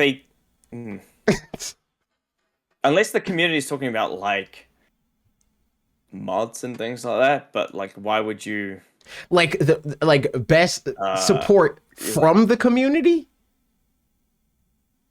I could see that. Like, I think that would be the only way that this makes sense as an award. Because, like, ongoing would be, like, the support from the developer, and the community would be support from the community. But I don't think that's what it is. I think that community support is stuff like new patches, new DLC, new so on and so forth. But that's is ongoing game. Unless they're talking about like it's just a game that people like playing despite not having good community support. But I don't think that is realistic. I don't think that makes any sense. I think that they just want to have a lot of categories, and they're not creative enough to make categories that feel meaningfully different from each other. And this just feels like another one of those redundant categories. Yeah. I mean, I have played No Man's Sky recently, and the updates that they have done to it is absolutely fantastic. Because I played it at launch, and then I stopped playing, and I've played it I actually played it this year. I went back and gave it a go because I got it like real cheap on the PSN sale. And like, it is actually a really good game for those that just like wandering around space and doing like there's obviously direction to it, and there's side missions and stuff, and they've really built on like stuff that you can actually do in the game. Like, I think it's kind of what it was told it was going going to be a point now. Exactly. Which makes sense. They did a terrible job marketing the game. I talked about this, but right before this channel happened, like, it was like when we were still trying to figure out what we were going to do, like way before the video essay kind of vibe, we were going to do like podcast sort of situations, right? And I had a whole conversation, because again, it was right before No Man's Sky came out. We were having this whole conversation about what No Man's Sky was going to be. And those who shall not be named was so adamant that the game was definitely going to be what Sean Murray said the game was going to be. And I was like, no, I am telling you, this game is Minecraft. It's going to launch in essentially alpha. It's going to be very bare bones, and it will eventually become this huge sprawling thing. I guarantee you that that is what's going to happen. And that's literally what happened. And because of that, that episode never came out. because like in between when we were going to upload the video, the game came out and everyone was like, this game sucks and it's bare bones and it's not good. And you know, so it just made the other person look stupid, and I didn't want to do that. I was like, this is a bad precedent to set out the gate for our channel, where I look like I know what I'm talking about and you look like an idiot, which by proximity makes me look like an idiot, because why am I making a channel with somebody that doesn't know what they're talking about? Like, that's crazy. But yeah, No Man's Sky, I always thought it was a cool game in principle. I mean, in theory, but it's not something that I want to play unless I had a group of friends that also played it. It's just not something that I have interest in playing by myself. So I'm good off that. But I'm proud. I'm happy for y'all that enjoy playing the game on an ongoing basis. And I'm glad that the Baldur's Gate 3 community is fed, I guess. I don't know. But I still think those nominees, those categories should be consolidated because they're redundant. Best independent video game, which I resent this on multiple layers. Absalom? I don't know how to say this. Absalom, I think. Ball X Pit. Blueprints. Yeah, I'd say that's right. Clair Obscura Expedition 33. Which one? I think that's BS, because it's another one of those what was the game last year? Dave the Diver was nominated. This game has a lot of support from outside entities. It is not the like guy in a garage making a video game type beat. Hades 2 and Hollow Knight Silk Song, which I think actually should have won. Hollow Knight Silk Song, to be clear. Silk Song? Yeah. I think that should have won the award, but again, they want to get the narrative off. Best debut indie game. Blueprints, Clair Obscura Expedition 33, which one? Which again I resent. Despelote and Dispatch, which I would have wanted to win out of these, but I also like I don't know, man. Whatever, man. I have no what games do you care about? Either of those ones? Best independent game or nope. Gotcha. Best mobile game. I'm sure you care about this. No. Destiny Rising, Persona 5, The Phantom X, Sonic Rumble, I don't know how to say that. Pretty derby, but that one. And then Wuthering Waves. I have no opinion. I don't even know. I didn't know most of these games existed. I was like, I have not heard of this game that won. I googled it and I regret doing so. So what is it? Gunner game? It's like anime girl. So Gunner game. Best VR/AR game: Alien Rogue Incursion, Arcane Age, Ghost Town, Marvel's Deadpool VR, and The Midnight Walk. Which one? I don't care about VR/AR game. Do you care about best AR/VR game or VR/AR? I would like to play VR games because I think that'd be fun, but I feel like I would also get sick, and so you never tried it. Me to buy one. No. Gotcha. I want to, but I like. That's I want to try it's a big risk. One. Yeah.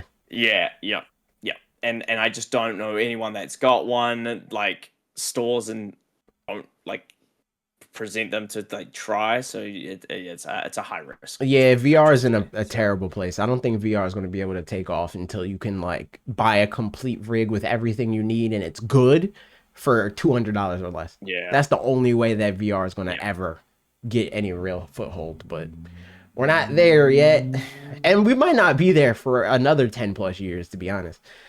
Next category: best action game: Battlefield 6, Doom: The Dark Ages, Hades 2, Ninja Gaiden 4, Shinobi: Art of Vengeance. This is another thing that like it just feels like these categories don't make any sense, because like what game in like game of the game of the year category, right? Which of these games is not an action game? I think every game that is nominated for game of the year is an action game. Maybe not Kingdom Come Deliverance. That's the only one that I wouldn't describe. And I guess not Clair Obscur. Why is that? Obscure is an action game? Huh? You said what? I would say Clair Obscur is an action That's game. what I don't know. Like, because I know it's like a turn-based RPG, but like I would call it an action game.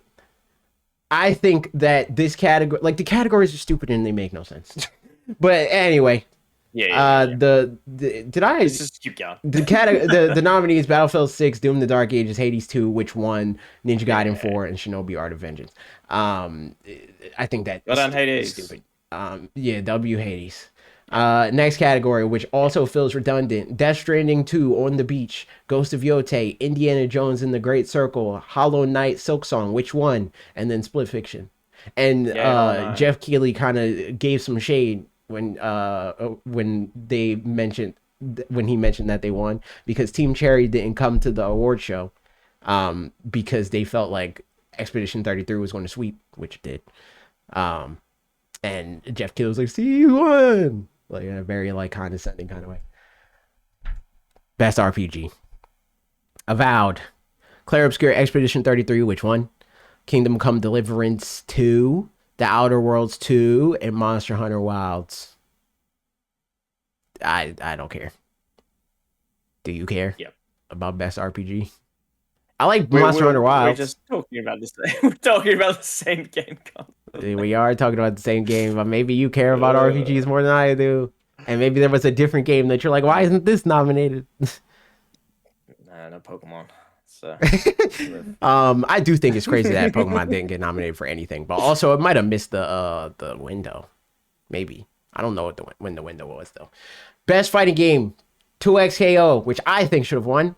Capcom Fighting Collection 2, Fatal Fury City of the Wolves, which won. Mortal Kombat Legacy Collection, Virtua Fighter 5 Revo World Stage. Best family game, which really is just like best Nintendo game more times than not. Donkey Kong Bonanza, which won. Which I resent that. I think that's stupid. I think that Mario Kart should have won because Donkey Kong's not really a family game, but fair enough. no, it's not. Yeah. Donkey Kong Bonanza won. Lego Party, Lego Voyagers, Mario Kart World, Sonic Racing Cross Worlds, and Split Fiction. Best sim/strategy game: The Alters, Final Fantasy Tactics. I don't know how to say the rest of that. That won though. Jurassic World Evolution 3, which feels so random to have nominated here. Sid Meier's Civilization 7, Tempest Rising, and 2 Point Museum, which also feels random as hell. Best sports/racing: EA Sports FC 26, F1 25, Mario Kart World, which one? Deserved, Rematch, and Sonic Racing Cross Worlds. Best multiplayer: Arc Raiders, the AI game that people like. That one. Battlefield 6, Elden Ring Night Rain, Peak, and Split Fiction. Most anticipated game: 007 First Light, Grand Theft Auto 6 winner, which obviously. Given. Yeah. Obviously. Marvel's Wolverine, Resident Evil Requiem, and The Witcher 4, which I think is stupid that they even announced that, because that's another 2030 game. That's way too early to be talking about that game. Yeah, that game is no time soon. Content Creator of the Year: K-Drell, I don't know. Kai Cenat, Moist Critical, who won, cringe, Sakura Miko, and The Burnt Peanut. Who I feel like The Burnt Peanut is an industry plant. Yeah, probably. I'm joking. I saw Moist Critical's response to winning on TikTok. Just because Game Awards stuff keeps appearing. And he was like, oh, yay. And they moved on. I was like, yeah, I don't like him. How important these not because of that, are. but I don't like him. I don't like the his ilk. I don't like the weird Fence City like drama channel people, and that's very much so what he is. And I also don't Yeah, like yeah, he's yeah. in that like weird like make your personality this like over exaggerated hate for Nintendo thing. Any corporate like Yeah. anything period. But I think that like him hating Nintendo in the way that he does is like over exaggerated and annoying, and it just poisons the well for the way people talk about games in general. And that's another reason why I don't like him. So yeah, no, I that's a L. That's probably the biggest L of this show for me personally. Best esports game: Counter Strike 2. Which one? Dota 2, League of Legends, Mobile Legends, Bang Bang, and Valorant. All of those games except for Counter Strike. Well, the first three they're not. Actually, Mobile Legends Bang Bang is an industry plan. Everything else fair. I heard all those other Yeah, names. agree. Best esports athlete. I've never heard of any of these people. Oh, Mena RD. I Neither. heard of him. I heard of Mena RD. Brock Chovy, who won? I don't even Forsaken. Kakero, Mena RD, and Ziwu. Cool. Best esports team: Gen G for League of Legends, NRG for Valorant, Team Falcons for Dota 2, Team Liquid PH for Mobile Legends Bang Bang, and Team Vitality for Counter Strike 2. Who won? Player's voice, which this is Yeah. another like example of why these awards in particular do not matter. The nominees are Expedition 33, Dispatch, Genshin Impact, Hollow Knight Silksong, Wuthering Waves, which won, Death Stranding 2 on the Beach, Ghost of Yotei, Kingdom Come Deliverance 2, and Silent Hill F. The reason I say that these don't matter is because for this award in particular, the developer had incentives in the video game if they won the award.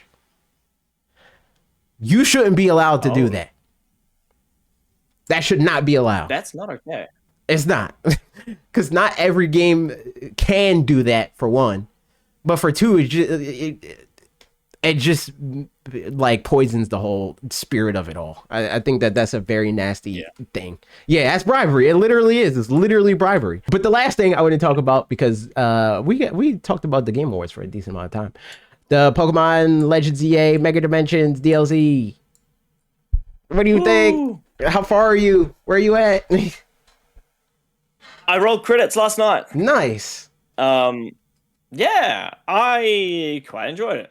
I thought that the Pokemon that they added were good fun. I got my boy Cyrilich, added him in. Oh, sorry, am I allowed to say spoiler? Okay, well, I'm saying stuff. Is saying Too late. Cerealedge is in the game a spoiler? Is that a spoiler?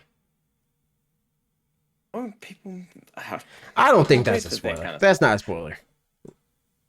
Okay, so I got my boy Cyril Edge. Immediately added him into the team as soon as I found out Charcadet was in the game, and I was like, "Cool, like that's happening." So I got my boy. He's great. He's been good fun.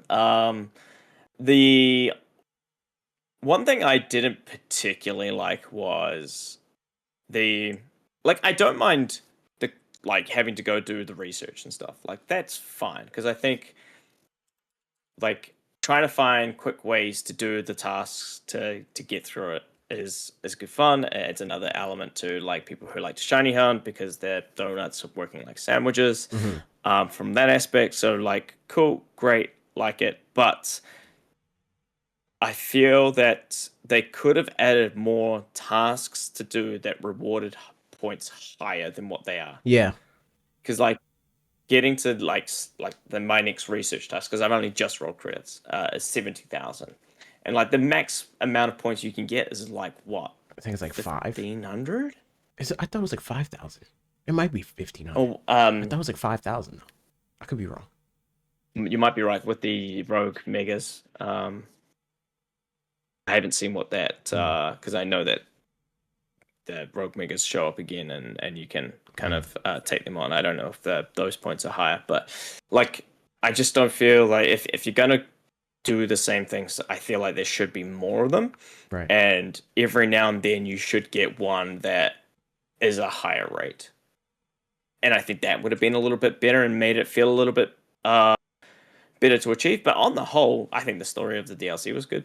I liked some of the new megas. Um,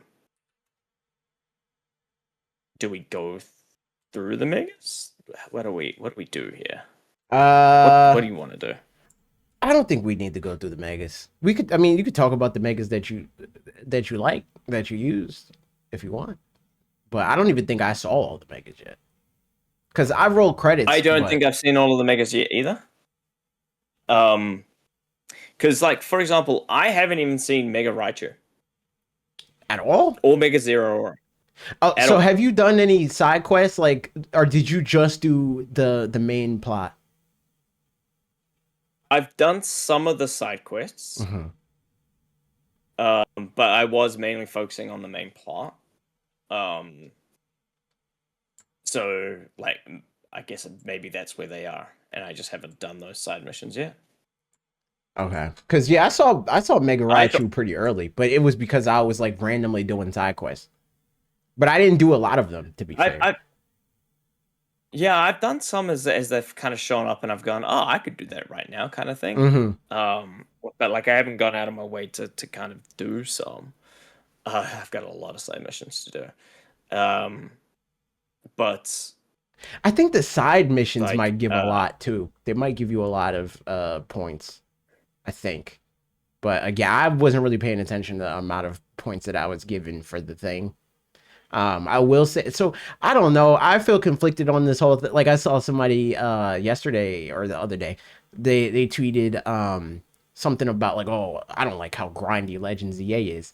And they're like, all you do is you battle and then you go to the next story thing and then you battle and you go to the next story thing. And I was like, yes, that's every Pokemon game ever made ever. The only difference is now the battle system is different. And I would argue it's better because of that. It's like at least like if you're going to make me grind, make it fun. I want to have fun if you're going to make me do something repetitive. Apparently. Huh? That's crazy. What's crazy? Man's never played a Pokemon game before. That's apparently what I'm saying. That's literally what it is. The whole game is literally grinding. Like people complaining about and that was before this, because like I agree. I think that the DLC is grindy. And I think that it's needlessly grindy, yes, in the sense that like you have to be like, fill up this bar. I think that's stupid. That said, I think that people complaining about stuff like the amount of battles that you have to do to get the shiny charm is stupid. Because if you don't have fun with the battles, why are you playing this game? Why are you playing it? Why are you playing it? And it's like, I don't know. I just don't think that makes any sense. Because like, well, you don't have to now. Yeah. That's what I'm saying. Well, yeah, because the DLC, but people are going to complain about that too, because that's a new Pokemon fan thing. Actually, it's a new Nintendo fan thing. But it's like, oh, you're paywalling the ability to not play the video game behind buying DLC. Because what if I don't like battling, but I don't want to pay for the DLC, but I want to get the shiny charm? You're paywalling me, and it's so stupid. Well, that's your fault. It's so dumb. It's so dumb. Because it's like, this isn't even the kind of thing where it's like the mainline games, right? Where it's like, I don't like the battle system in the mainline games, but there's so much about the Pokemon world that I do like that I engage with them anyway. Pokemon Legends EA is completely optional. It is wholly optional. If you don't like the battle system as EA, just keep playing Scarlet and Violet until the next game comes out. That's all you got to do. Yeah. It's that easy. Yeah. Like you could play Legends Arceus if you like that game more, but you know, nobody plays Legends Arceus because there's no freaking replayability in that video game because the battle system sucks. But but it's like with this game, apart from this aspect of the DLC, the filling the meteor so you can move on to your next thing, I think it's such a stupid complaint that the battle system is grindy. And this comes from like a fighting game fan, where it's like that's the whole thing. It's like the reason why you play the game is because it's fun. The objectives are just an excuse to play the game. That's not the point. Yeah. That's how this game feels like it's structured. It's like the objectives are just like you're eating the chips in the dip for the dip, and these people are complaining that they don't like the chips that much, and it's like, well, that's not what this place is. Like this is a dip restaurant, not a chip restaurant. You know what I mean? And that's what I feel like this game is. It's like it exists to give you a reason to battle. it's not trying to be like a high art, very well told story because no Pokemon game in existence has ever been that. None of them. And I would argue that this game is amongst the best stories for a Pokemon game. Like I think Scarlet and Violet's story is better, but I think that this game, Yes. as far as Pokemon stories go, is up there. As far as Yep. character writing, it probably is the best character writing. I would argue. Um, The like just some of the little nuances that in the game, like from a storytelling point of view, is so funny. yeah, Like I think they just play on the fun of that whole bantership of friends. right. I feel like they just do that so well, and like Naveen's pretty good for it, even though there's parts of the character that I just don't like. Hmm. But I just think, yeah, they've written the story really well, and I think that the DLC story is really cool. Yeah, I think the And DLC like, does an even better job at like what this game does really well in terms of the character writing because like it feels like you're in a small town. It's like everybody knows each other and they have their own dynamics and yeah, you like intermingle in these weird ways and that like the side missions and the DLC in particular really underscore those kinds of dynamics. It's like you see different pairings of characters together doing certain things and it's like, oh, you're doing that, and then it develops that dynamic and how you feel about that character by putting them in new situations. Like there's a side mission. I don't want to go too far into what happens, but there's a side mission where you see Jacinth and Labine. I don't know how to say her name. The Bane, Dragon Maid lady. Bane, Um, yeah, you the see Bane is that what I have in my head. you see them and they're like having a whole thing, and it's like, oh yeah, that makes sense. That makes sense that they're having this discussion and this argument based on the dynamic that they have established. But I started liking Jacinta a little bit more throughout the DLC. Like, I think some of the way that she appears is pretty hilarious. And I'm like, I didn't like you, but now I kind RP of typed it in the like a chat, and little I bit of don't think banter. that helps me at all. I don't. The problem isn't that I It didn't does know what her not. name was; it's that I don't know how to pronounce her name. Exactly. I don't know how to pronounce that. Um, but yeah, no, I like the DLC. I'm not done yet. I still got post game stuff to do. What I don't, again, like this game, it just like it underscores what I don't like about Pokemon games that already exist. So it feels unfair to like blame this game for this kind of thing. And Legends EA in particular, like it's something that me and Trev both equally are down on is the fact that they didn't do the multiplayer thing. That's whack. This game could have been phenomenal if they made this a multiplayer game. If this was a 4-player multiplayer thing and all the multi-battle things that are in this game, I could do it. Even 2 players. If I could do this with a friend, that would make this DLC S tier, 10 out of 10, best Pokemon Yeah. thing that ever. It might have made this by far. It's still my favorite Pokemon game so far, but it would have made it objectively the best Pokemon game if you could play it with other people in a Yeah. meaningful way. I'm not gonna lie, I think you guys were grabbing at straws for the whole multiplayer thing. Um and that's just mainly because like the start, to be fair though, the start of the DLC got me thinking, holy, you guys could actually be right That's what I'm here. saying. So that's not Because grabbing at straws. um no, but prior to the DLC, like when we first started like getting into it, you guys were like, there needs to be multiplayer asses. I'm like, I don't think there's gonna be multiplayer. But then when We the weren't saying first that we think that it's battle going comes to out, be multiplayer. We were saying that we think that it should, and there's systems in the game that justify it being multiplayer. I feel the same way that I did then that I do now. It wasn't a yeah, prediction that I was making. I didn't make a video being like, this game is going to be multiplayer. It's just like all this stuff that we saw. It's like this could easily be multiplayer, and I still feel that way. yeah, I got yeah, fair enough. And like the rogue megas could easily be a Yes, multiplayer thing. Like yeah. easily be a multiplayer The thing. rogue megas could easily be a And multiplayer with thing. The even going into yeah, hyperspace dimensions, it could literally just be Dynamax adventures. This game could have literally just been that, but they just didn't. I don't I don't think there's enough content in the hyperspace for multiplayer, but I do like the Why? idea. Um, I just think that the areas are too small and that there's just not enough to do. I don't agree. Because I think the amount of things to do is no different than the amount of things to do in Dynamax Adventures. You battle 4 times in a Dynamax Adventure. Yeah, but the with the Dynamax Adventure, it's like I would say that there would be more battling 4 Rogue Megas in a row, not necessarily going into like a hyperspace place and finding the floating Pokeballs, unless they, depending on the amount of people that you have, That's just the scale. amount that you need to do Yeah. could grow. That's Yeah, literally just scale. yeah, It's like, oh, it's 4 players, find 30 floating Pokeballs.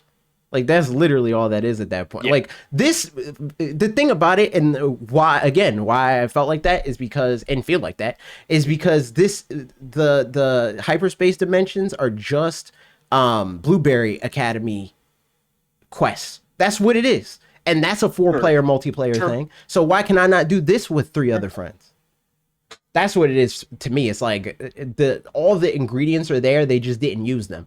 And they feel justified in doing that because the Legend series has set itself up as like this is a single player console RPG, and we give you multiplayer battles as an extra give me in the same way that you could do multiplayer battles in Coliseum and XD. But I think that that's dumb. I don't think that that's like actually well reasoned. It's just the way it is because it's the way it is. And I think that that is a place Yeah. where they fumbled. Like this game could have been had way longer legs if that's what they did. If they used the DLC to like solidify a reason to keep replaying it outside of like just like in the minute to minute gameplay and getting your fix in that way, or having like another checklist to have, like I'm going to catch every shiny in this one. I think that they would have done a better job at making this game evergreen if they made it a multiplayer thing in the same way that I think Sword and Shield is evergreen because of Dynamax Adventures. And that's really what it was. That wasn't I don't disagree with that. that wasn't a Yeah. prediction on my end. I don't know, maybe it was for Trev, but for me it was like it just makes sense. It's like put it in this game because all the pieces are there. Why not? And I think that they could Yeah, I know. still I definitely don't disagree. I think they could still I really think they could. do multi battles. That's something that they could easily do after all of this with an update, a season 10 or whatever. Now season 10 of ranked is multi or whatever. Like they could easily do that again still. But will they? I don't know. I think that it would make more sense if they did. But TBD if they will. I guess it depends what with like your Gen 10 Pokemon Day and Champions, what kind of comes out there, whether or not they could add like a multiplayer element, or whether there's like another small DLC element that they could add to this. Because depending on the next game time frame, like if they added another like a decent sized DLC with multiplayer element to ZA, I would be comfortable with Gen 10 not coming out till 2027. I don't think that's going to happen. I think we get Gen 10 2026. I don't think it's going to happen either, Rain but sleeves. I'm No. hell Hell or high water, we get Gen 10 in 2026. But I mean, it'd be cool if we don't. I would be down. I would be down. Especially if like I would. we still don't know. I think a lot of people like similar to how I think a lot of people are like hanging their hat on what they want Gen 10 to be. It's like people want it to still be turn based, so it's definitely going to be turn based. And there's people on the other end of it where it's like they don't want it to be turn based, so it's definitely not going to be. I don't know what it's going to be. I could see it being either. I would be upset. I could see it being either. I would be upset if it's not. I mean, if it's turn based, or at least if they don't change it in a meaningful way. It could be turn based. I don't care if it's turn based. I just want it to feel like a actual competitive, like substantial battle system. That's what I want. I would prefer for it to be action, and I think that that would be a way that I can imagine it like playing out. Yeah. I can't think of a satisfying feeling turn-based system that facilitates multiplayer gameplay. I can't think of that, which is why I don't personally recommend that. But I'm not opposed to it if they can figure out a good way to do it. But all that said, I don't know what direction they're going to go in. And we'll have to wait until Pokemon Day to know for sure. Exactly. I mean, I got nothing really like. unless we talk spoilers, We can talk spoilers for like the last not little really bit. anything else. Everybody, if you're watching after the fact, like, comment, subscribe, rate the podcast, follow Mega Man. It's on the screen or in the description. Okay, we're talking spoilers for the rest of the show. Goodbye. All right, spoiler time. Um, cool. New megas. Uh, Mega Glamora was kind of unexpected. Really like I it. haven't seen Mega Glamora, I don't think. Oh, okay. Well, spoiler for you then. I don't care about Glamora at all. So that's a fine spoiler. It What type looks- is it? I think it's still rock poison. I don't think it's actually changed. Where did you see this? And in one of the unfollow Mega Mega Stone Man. side missions. Oh, okay. Yeah, that makes sense that I didn't see that then. Yeah, I didn't see that. Pretty sure it hasn't changed typing. I'm just gonna double check that now, actually. What do you think about the megas that people don't like? Also, what do you think about? Did you see Shiny Mega Lucario? Are they like the new Lucario? Yeah, the Shiny Mega Lucario Z. No, I have not. I think it's somehow worse than the regular ass Shiny Lucario. It's kind of all over the place. Let's have a look. Da-da-da-da. Where are you? Where are you? Where is she? Show me the shiny. Why are you showing It's me the literally shiny? the first Google result that popped up for me. I can link it in the Discord, or I'll link it in chat. Copy link. Lucario Z shiny. I was trying to look at Cerebi, but you know. That's just extra steps. That's why Oh, wow. Cerebi is not useful for me, because it's like you gotta want to go there for it to, and then go to very specific places. I just type into Google, and whatever, whoever has the best SEO is who gets my click. That's a choice. Yeah, I don't like it. It's kind of nasty, which is surprising, because like, how do you get worse than the regular one? How do you get worse than regular regular Shiny Lucario?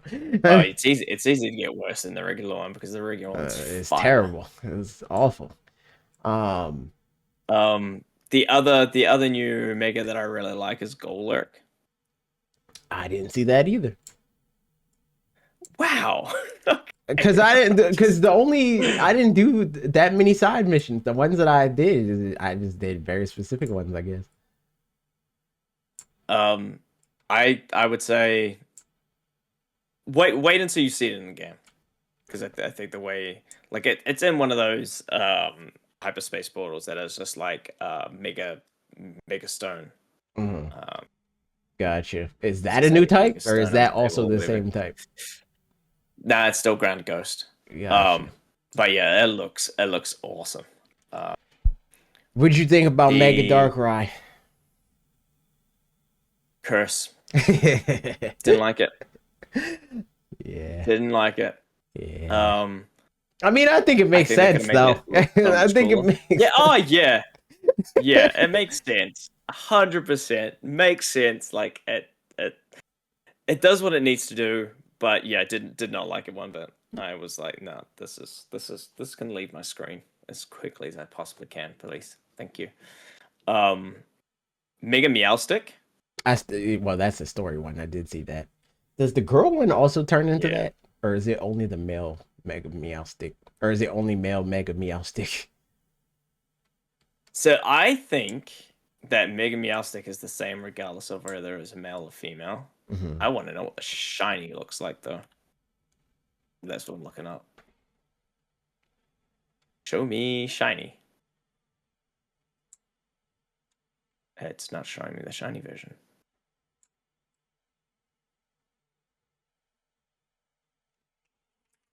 I don't think there was not really any megas that I like that much in this. Like, I don't hate any of them, I don't think. Like, I'm indifferent to all of them. I think all the ones that I saw so far, anyway. The They're like The there's. Golok has definitely been my favorite. Mhm. I haven't seen that yet, so I don't have any I opinions. yeah. Oh, Mega Meowstic shiny looks cool. Just the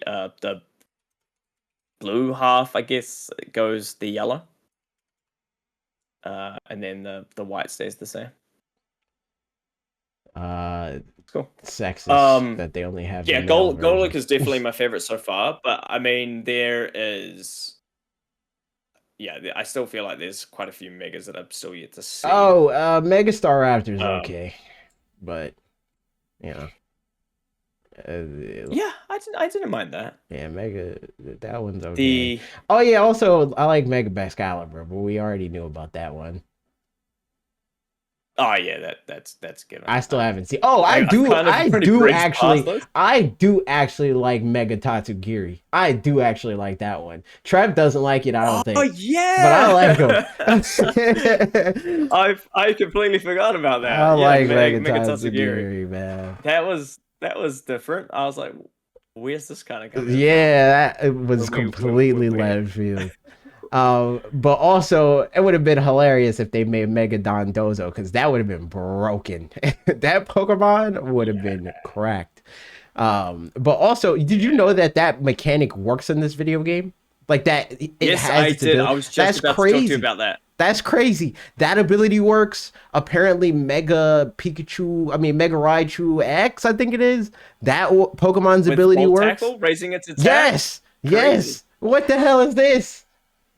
And Apparently, there's quite a few passive abilities. yeah, like people were talking about Meganium, which I was like, I still don't know because I didn't do the testing myself. Because like obviously, when you're a Mega Pokemon, all the moves are the Z moves are not Z moves, the plus moves. That's what they're called.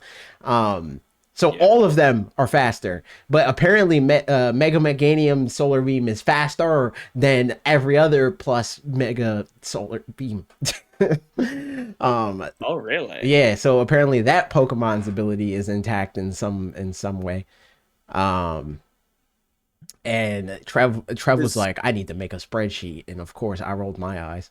But I also just want they should have just put all of them in there. Like again, that's why I'm fundamentally against the existence of the Legend series because this should have just been a mainline game and they should have just had all of it. Literally everybody's complaint, even including people that are not me, everybody's complaints about this video game can all be boiled down to it's not a mainline game. Oh, you're only in one city. Well, you would have been in more cities than one if it was a freaking mainline game. Like. Yeah. The grindy one that's You- just people being stupid, but yeah.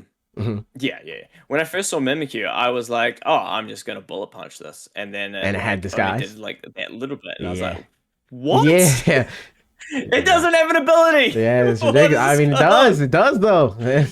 That's the thing. Uh, They should have just made it a yeah, mainline yeah, game, and then- man. I hate that.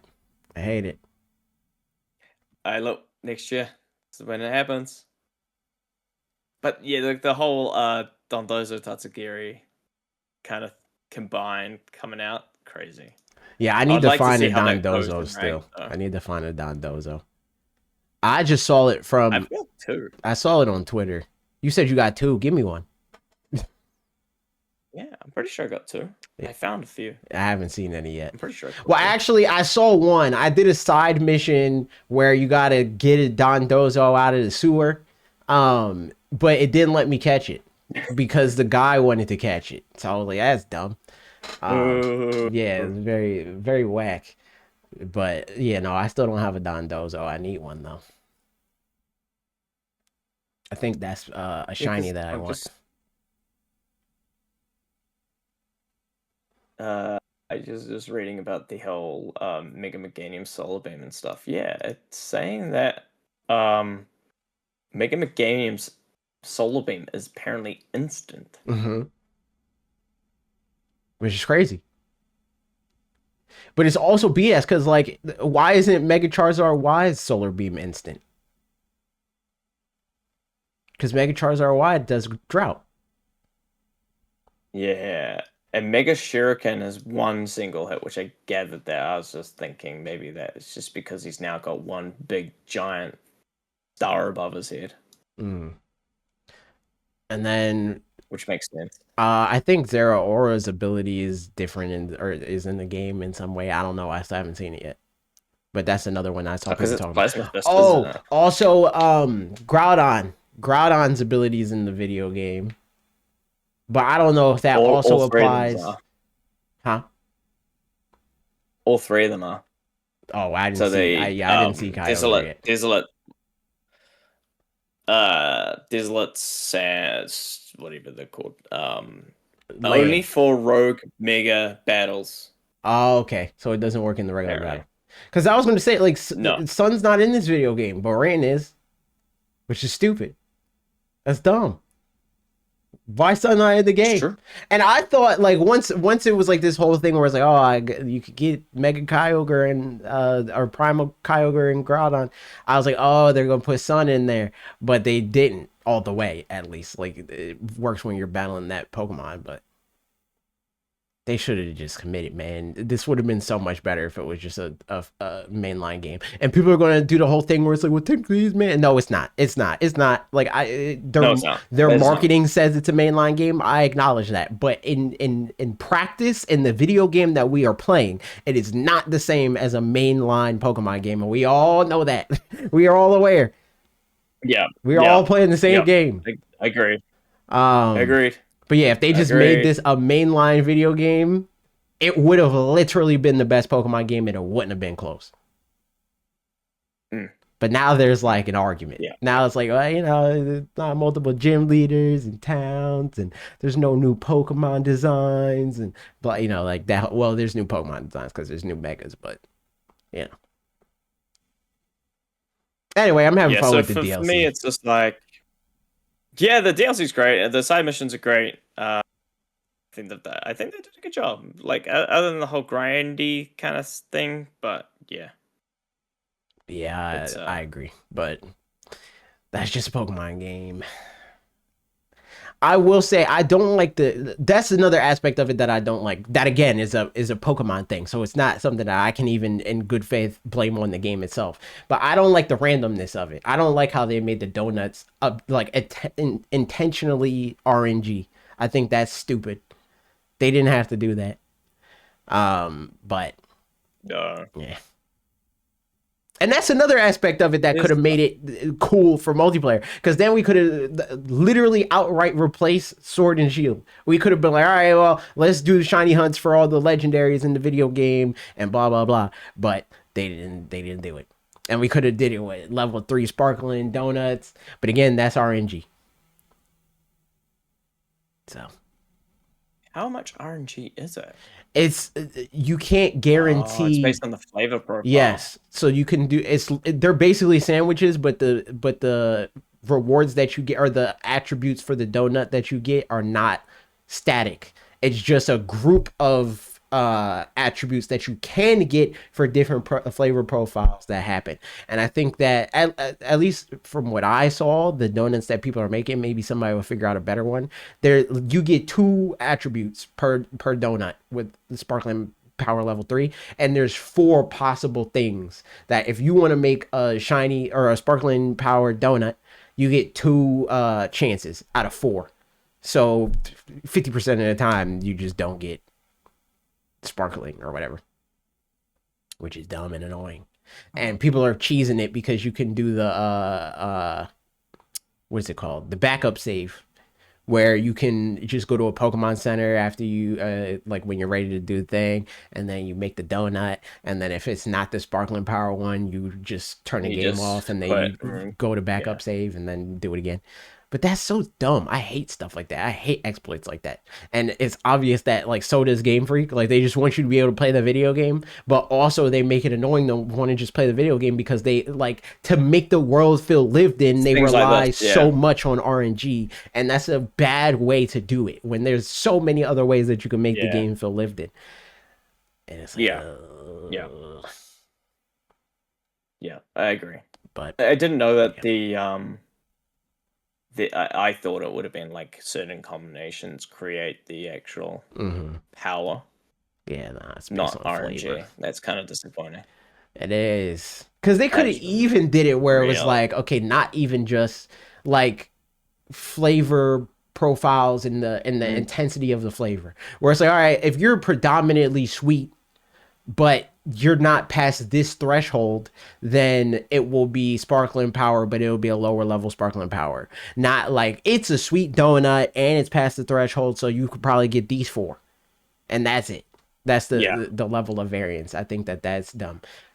I think that they could have easily made it a repeatable thing, and called it a day at that. And I mean, it's also like it's RNG to the on the level of like whether or not you can get it in the first place. Like it's even worse than what it is with Urban Mystica, which like I get to some degree because they don't want shinies to feel oversaturated, but people make them oversaturated anyway because they're going to manipulate the system so that they can get the sparkling power that they So want. they can So get it's like yeah. it's like if people are going to do that anyway, you might as well just make it less like obtuse for to be able to acquire Yeah. this thing.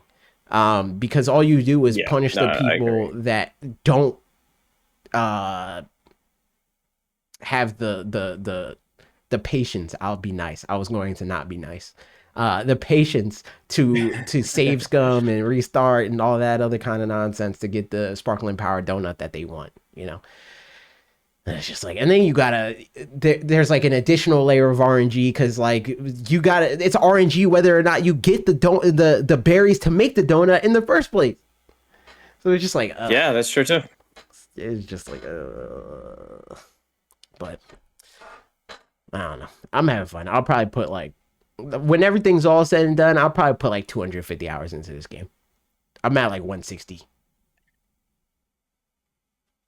I can see me putting another 100 in. Yeah. Yeah. But it's a good game. I agree. It's a good game. It just doesn't have the content, like, and all the things that it's like they kneecapped this game because all the things that had the potential to add a lot of post content and life to the game, they made bad in some way. Like the online battles could have been so much better if you can have modes. If I can do multi battles, if I can do single battles, if I want, I could do 3v3 and 6v6, but they just don't have it. So you can't do it. It's not that it's not possible. It's just that they didn't do it.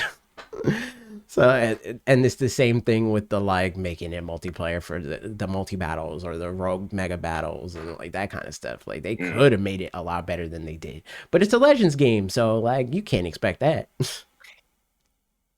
You can't expect that. Yeah, which is stupid. That's just asking too Which much. is Man. stupid, and I hate it. But I don't know. That's all I got to say. You got anything else to say?